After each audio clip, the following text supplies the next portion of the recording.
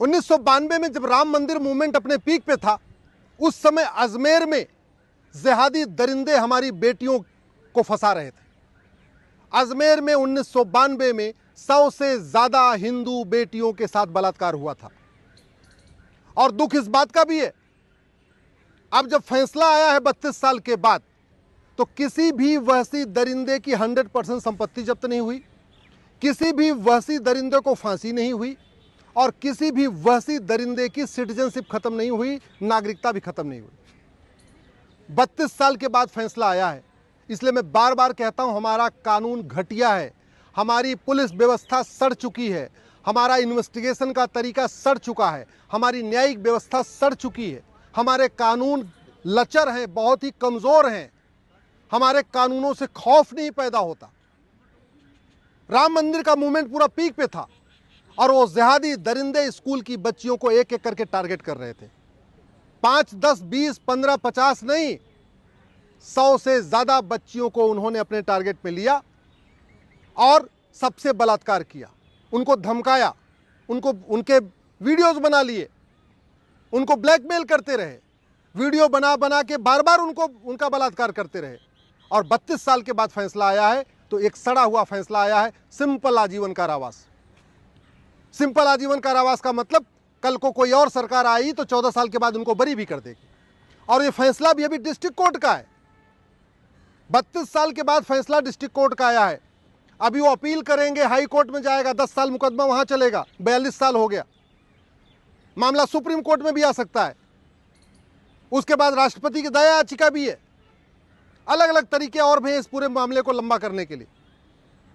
Police reform की जरूरत है, जुडिशियल रिफॉर्म की जरूरत है, one nation one police code की जरूरत है, पुलिस चार्टर लागू करने की जरूरत है कि आपका अगर आपने एफआईआर किया तो आपको 1 महीने के अंदर जांच पूरी करनी है। मुकदमा इसलिए लंबा चलता है कि इन वहशी दरिंदों ने झूठ का सहारा लिया, इन वहशी दरिंदों ने झूठे गवाह तैयार किए, अपने झूठे कागज बनाए, झूठे मेडिकल सर्टिफिकेट बनाए, सब कुछ झूठा अपना एफिडेविट फाइल किया, लेकिन इनकी सजा नहीं बढ़ी। क्यों?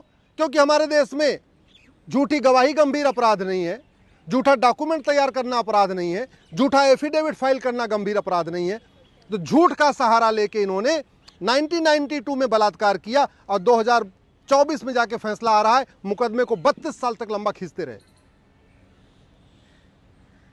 जुडिशियल रिफॉर्म नहीं, जुडिशियल चार्टर हमारे पास नहीं है, एक यूनिफॉर्म जुडिशियल कोड नहीं है जहां देश के सभी जजों के लिए बाकायदा गाइडलाइन हो कि आपको अगर हत्या का मुकदमा है तो 10 से 15 डेट में खत्म करना है, बलात्कार का मुकदमा है तो आपको 15 से 20 डेट में खत्म करना है, लंबी लंबी तारीख नहीं देनी है, कोई मैक्सिमम आपको 2-2 हफ्ते की तारीख देना है।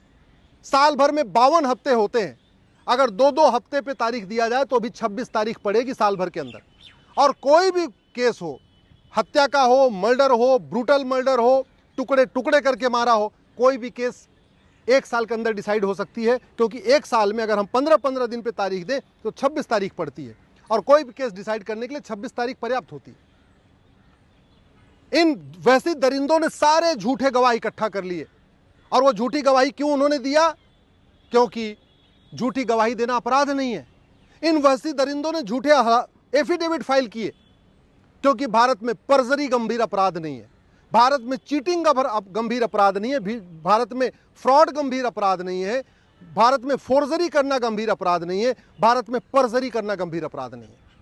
न झूठ बोलना गंभीर अपराध है, न झूठी जांच करना गंभीर अपराध है, न झूठा हलफनामा देना गंभीर अपराध है, न झूठी गवाही देना गंभीर अपराध है। तो सारा झूठ का सहारा लिया और मुकदमे को उन्होंने 32 साल खींच दिया। अभी हाई कोर्ट बचा हुआ है, सुप्रीम कोर्ट और बचा हुआ है। इन वैसी दरिंदों ने झूठे कागज तैयार किए अपने बचाव के लिए। क्यों? क्योंकि भारत में झूठा डॉक्यूमेंट बनवाना अपराध ही नहीं है। आप झूठा आधार बनवा लीजिए, झूठा राशन कार्ड बनवा लीजिए, झूठा ड्राइविंग लाइसेंस बनवा लीजिए, झूठा बर्थ सर्टिफिकेट बना लीजिए। आपकी उम्र 30 साल की है, आप अपनी उम्र 18-17 साल दिखा लीजिए झूठे कागज के जरिए, कोई गंभीर अपराध ही नहीं है। इन वैसी दरिंदों ने खूब झूठे कागज भी तैयार कर लिए, झूठे मेडिकल सर्टिफिकेट भी तैयार कर लिए, पैसा इनके पास स्थायी था। और सबसे बड़ी बात ये अजमेर के जो दरिंदे पकड़े गए हैं, ये किसी एक दरगाह से भी इनका कनेक्शन है। ये सब कोई ऐसे नहीं कि कोई फुटपाथ वाले थे। ये जितने वहशी दरिंदे पकड़े गए हैं ये कोई फुटपाथ के नहीं थे, कोई रोहिंग्या नहीं थे, कोई बांग्लादेशी नहीं थे। ये सब भारत के ही रहने वाले थे। ये सब अजमेर के रहने वाले थे। कई पीढ़ियों से अजमेर में रह रहे थे और एक एक करके चुन चुन के इन्होंने हिंदू बेटियों को चुना। जो 100 से ज़्यादा बच्चियों का बलात्कार किया उसमें 100% हिंदू लड़कियां थी। इसका मतलब कि जब 1990 में राम मंदिर मूवमेंट पीक पे था, उसका बदला लेने के लिए इन्होंने लड़कियों को टारगेट किया।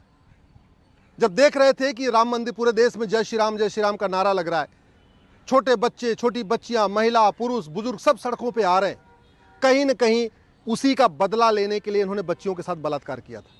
और न्यायिक व्यवस्था इतनी सड़ी हुई कि 32 साल के बाद डिस्ट्रिक्ट कोर्ट का फैसला आ रहा है।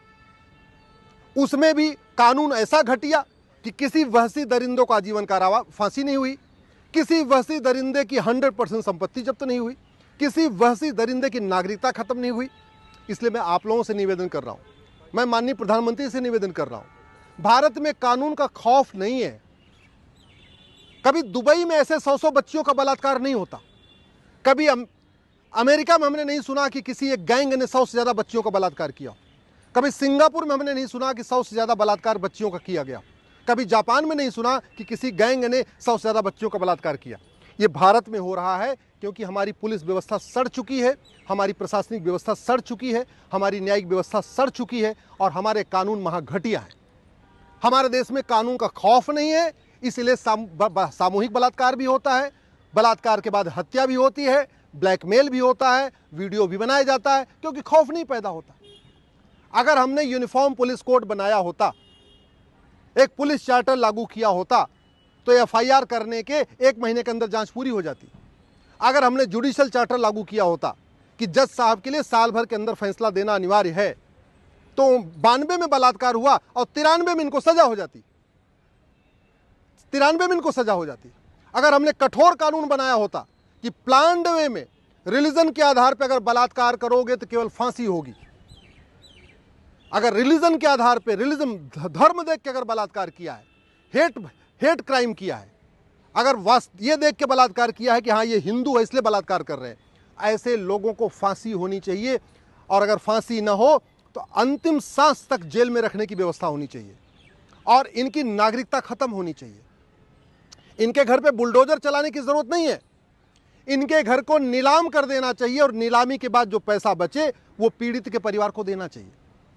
बुलडोजर चलाने से खौफ नहीं पैदा होगा, खौफ तब पैदा होगा जब कानून कठोर होगा, सजा जल्दी होगी। और ये बलात्कार तब रुकेगा जब ये जो मुगलिया स्कूल चल रहे हैं जो नफरत सिखाते हैं, ये जो विदेशी स्कूल चल रहे हैं नफरत वाले, ये बंद होंगे। इसलिए मैं माननीय प्रधानमंत्री से निवेदन कर रहा हूँ, भारत में मुगलिया स्कूलों को बंद करिए, भारत में यूनिफॉर्म एजुकेशन सिस्टम लागू करिए, ये गुलामी के पुलिस व्यवस्था ख़त्म करिए, भारत में यूनिफॉर्म पुलिस कोड लागू करिए, ये गुलामी की प्रशासनिक व्यवस्था ख़त्म करिए, भारत में यूनिफॉर्म एडमिनिस्ट्रेटिव कोड लागू करिए, ये गुलामी की न्यायिक व्यवस्था को बदलिए, भारत में यूनिफॉर्म जुडिशियल कोड लागू करिए, नार्को पॉलीग्राफ मैंडेटरी करिए, हत्या के केस में, बलात्कार के केस में, ड्रग स्मगलिंग के केस में, ह्यूमन ट्रैफिकिंग के केस में, जहाँ पे भी गंभीर अपराध हो वहाँ पे अपराधियों का narco test, polygraph test, brain mapping जरूरी होना चाहिए। और झूठ को गंभीर अपराध घोषित करिए, क्योंकि ये चाहे नशा तस्कर हैं, चाहे मानव तस्कर हैं, चाहे जिहादी हैं, चाहे उन्मादी हैं, चाहे हत्यारे हैं, चाहे बलात्कारी, अल्टीमेटली ये झूठा कागज़ बनवाते हैं, झूठे डॉक्यूमेंट बनवाते हैं, झूठा हेल्थ सर्टिफिकेट बनवाते हैं। और वो इसलिए बनवाते हैं क्योंकि वो गंभीर अपराध नहीं है। ये झूठे गवाह खड़े कर लेते हैं, झूठा एफिडेविट फाइल करते हैं, सब कुछ झूठ करते हैं। वकील को भी पता है ये जो कुछ कह रहा है झूठा है, जज साहब को भी पता है ये जो कुछ पिटीशन में लिखा है, जो कुछ एविडेंस दे रहा है झूठा है, फिर भी जज साहब भी कुछ नहीं करते, क्योंकि हमारे क्रिमिनल प्रोसीजर कोड में जज को ये भी पावर नहीं दिया कि वो इसको कॉग्निजेंस ले सके। और सबसे बड़ी बात ये, हमारे देश में सज़ा कंसेक्टिव नहीं हो रही है। अगर 5 धाराओं में आदमी दोषी है तो 5 धाराओं की सज़ा अलग अलग चलनी चाहिए, जैसे अमेरिका में होता है। अगर कोई आदमी 5 धाराओं में दोषी है और एक धारा में 5 साल की सज़ा है तो उसको 25 साल की सज़ा होती है। हमारे देश में 5 धारा में दोषी है और एक धारा में 5 साल की सज़ा है तो टोटल 5 साल की सज़ा होती है। ये बंद होना चाहिए। ये जो कॉन्करेंट हम सेंटेंस देते हैं, कॉन्करेंट सज़ा देते हैं, ये बंद हो।